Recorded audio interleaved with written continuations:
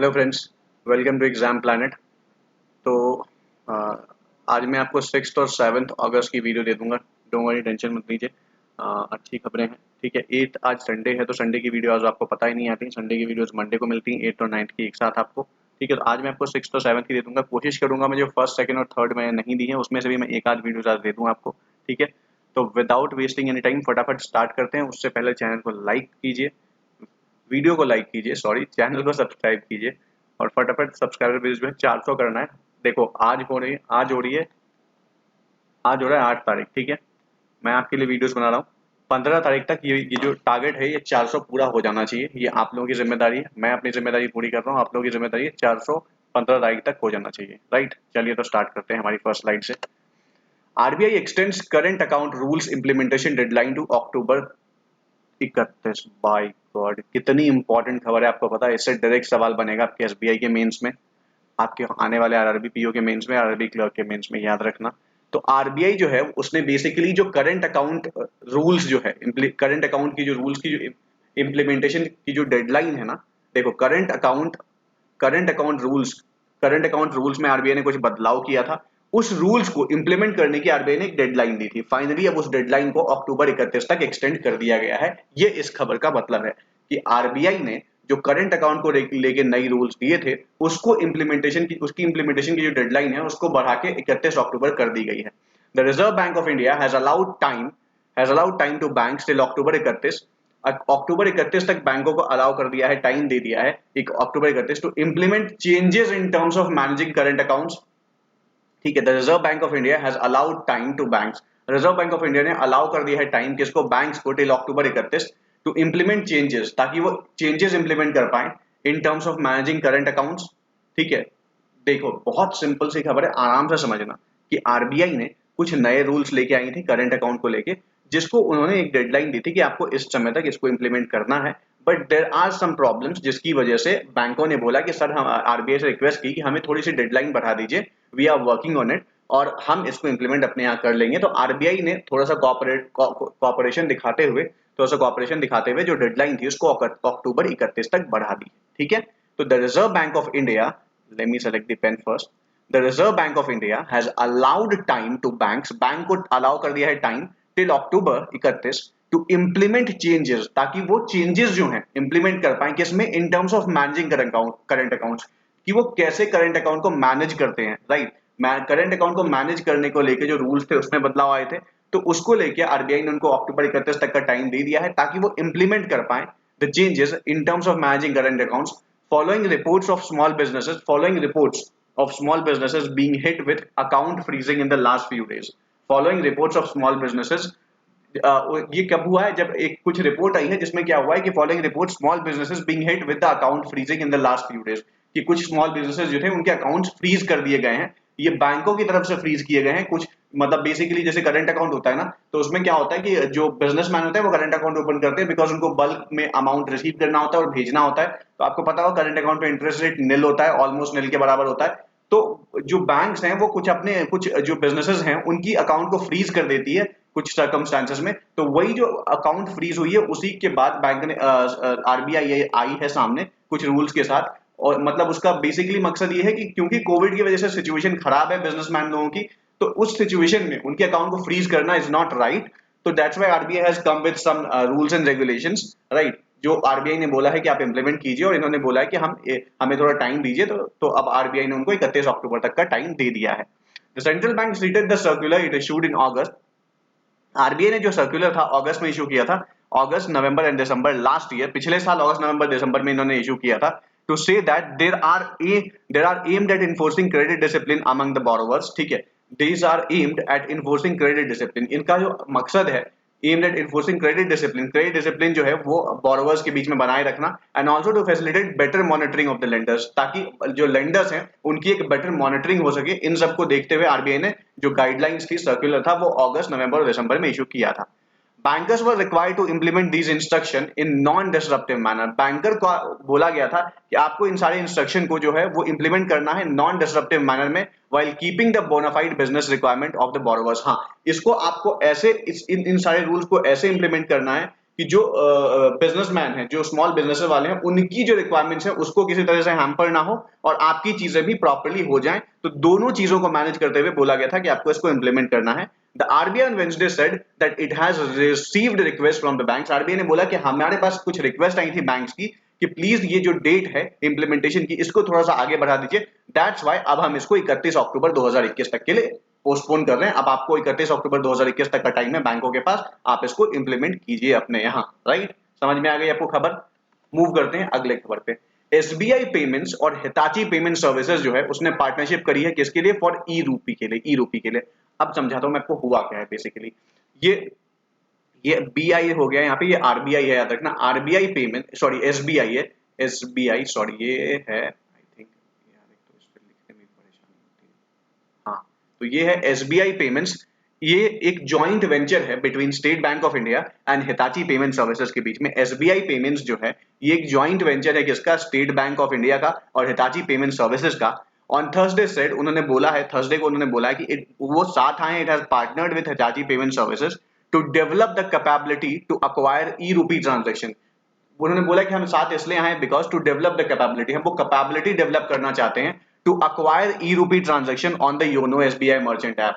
ठीक है, हम साथ इसलिए आए हैं, एसबीआई ने बोला है कि एसबीआई पेमेंट्स और Hitachi payments, SBI state bank of India और हिताची पेमेंट सर्विसेज ने पार्टनरशिप करी है किस लिए? टू डेवलप द कैपेबिलिटी, ताकि वो कैपेबिलिटी डेवलप कर सके किस चीज की? टू अक्वायर ई रूपी, ई रूपी को अक्वायर करने की, ई रूपी ट्रांजेक्शन जो है उसको अक्वायर करके अपने योनो एसबीआई मर्चेंट ऐप पे कैसे इसको वो कर पाए, मतलब अपने योनो एसबीआई मर्चेंट ऐप पे इसको ला पाए, इसलिए इन्होंने एक ट्रांजैक्शन किया। E rupee is a prepaid UPI e voucher. E rupee जो है ये एक प्रीपेड यूपीआई ई वाउचर है that can be redeemed either through QR code, जिसको कि रिडीम किया जा सकता है या इधर थ्रू क्यूआर कोड और एसएमएस स्ट्रिंग या फिर एसएमएस स्ट्रिंग के जरिए।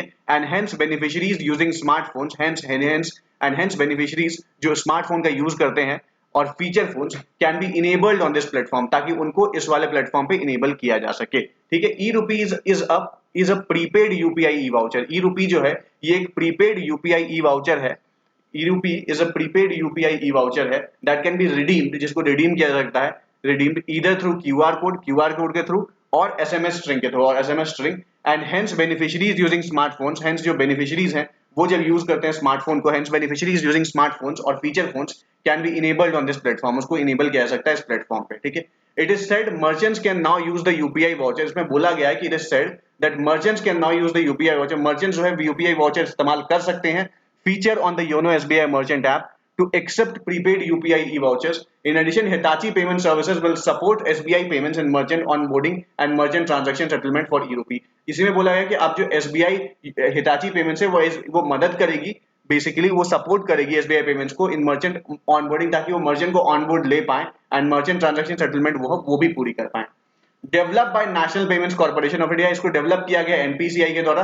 The e rupee platform was launched on 2 August, 2 अगस्त को ई रूपी प्लेटफॉर्म लॉन्च किया गया था and for the first time implemented at a private कोविड-19 vaccination centre in Mumbai by SBI payments. और इसको पहली बार किसी कोविड-19 वैक्सीनेशन सेंटर में मुंबई में इसको स्थापित किया गया। ठीक है, e rupee is a prepaid UPI e voucher. E rupee जो है एक प्रीपेड यूपीआई ई वाउचर है, ये मैंने आपको पहले ही बता दिया है, दैट कैन बी रिडीम्ड, जिसको रिडीम किया जा सकता है ईदर थ्रू क्यूआर कोड और एसएमएस स्ट्रिंग, उसको क्यूआर कोड से या फिर एसएमएस स्ट्रिंग से उसको क्या किया जा सकता है? रिडीम किया जा सकता है। हेंस बेनिफिशियरीज यूजिंग स्मार्टफोन्स और feature phones can be enabled on this platform, ताकि जो बेनिफिशियरीज हैं वो यूजिंग स्मार्टफोन्स और फीचर फोन्स करके can be enabled on this platform, इस प्लेटफॉर्म को इनेबल कर सकते हैं, इस प्लेटफॉर्म पे इसको इनेबल कर सकते हैं। ठीक है, आपको समझ में आ गई। मूव करते हैं नेक्स्ट क्वेश्चन, नेक्स्ट स्लाइड पे। NABARD join hands with CWC. NABARD ने जॉइन, नाबार्ड बेसिकली साथ में आ गई है किसके? सीडब्ल्यूसी। सीडब्ल्यूसी क्या है? Central warehousing corporation. ठीक है, NABARD join hands with central warehousing corporation to offer storage facility for FPOs, ताकि जो है वो स्टोरेज फैसिलिटी प्रोवाइड कर पाए, किसके लिए? फार्मर्स प्रोड्यूसर ऑर्गेनाइजेशन के लिए। याद रखना, इंडिया में स्टोरेज जो किसान जो जो अनाज उगाते हैं उनके स्टोरेज की प्रॉपर व्यवस्था इंडिया में नहीं है, जिसकी वजह से बहुत सारे जो अनाज हमारे यहाँ वेस्ट हो जाते हैं। आपने सुना होगा पानी में भीग के अनाज खराब हो गया या चूहों ने खा लिया, ऐसी बहुत सारी स्टोरीज आपको न्यूज पे चलती हुई दिखेंगी।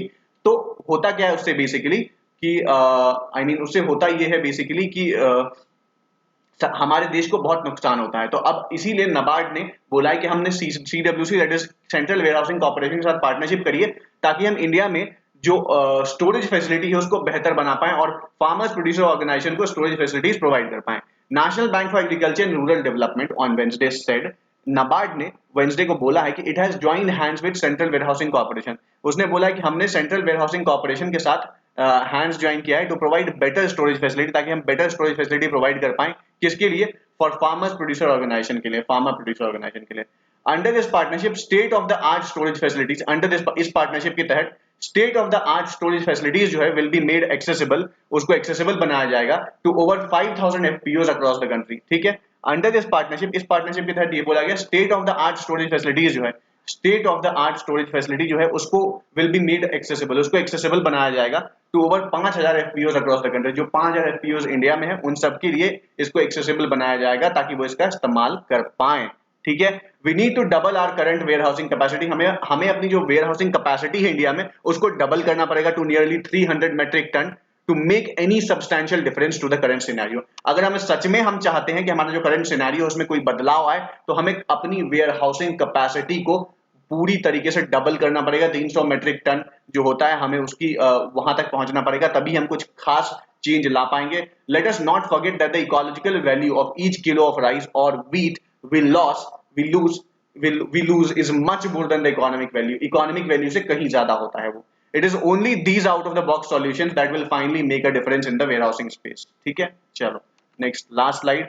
वर्ल्ड बैंक ने साइन किया है $250 मिलियन का project to make existing dams safe and resilient across India. ठीक है, वर्ल्ड बैंक जो है उसने $250 मिलियन का एक प्रोजेक्ट एक एमओयू साइन किया है, किसके साथ? इंडिया के साथ, to make existing dams safe and resilient across India, ताकि जो एग्जिस्टिंग डैम्स हैं उसको सेफ बनाया जा सके और रेजिलिएंट बनाया जा सके अक्रॉस इंडिया।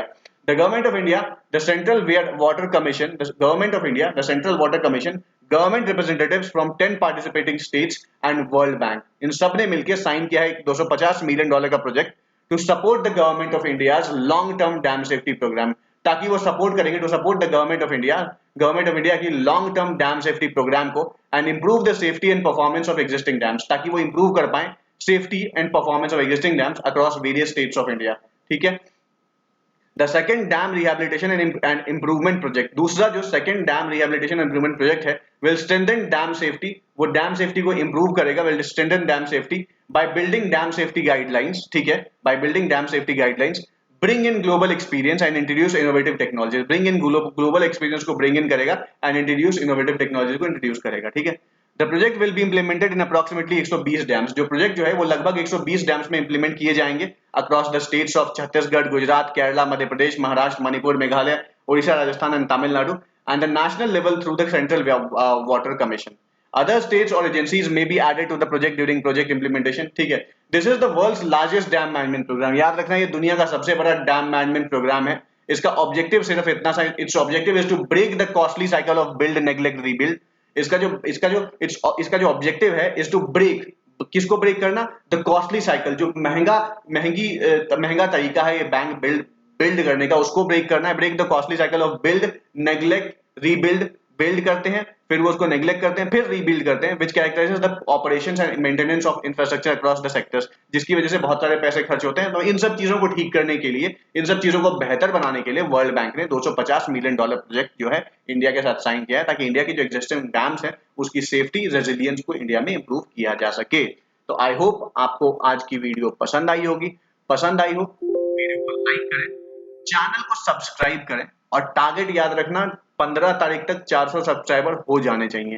ठीक है, मैं आपको वीडियोस लगातार दे रहा हूं, तो 15 तारीख तक 400 सब्सक्राइबर करना आपकी और मेरी जिम्मेदारी है। ठीक है, thank you so much, bye bye, take care. मिलते हैं आज ही मिलेंगे आपसे और वीडियो के साथ। Bye bye, take care. दूसरी वीडियो आने वाली है, सो स्टे ट्यून्ड।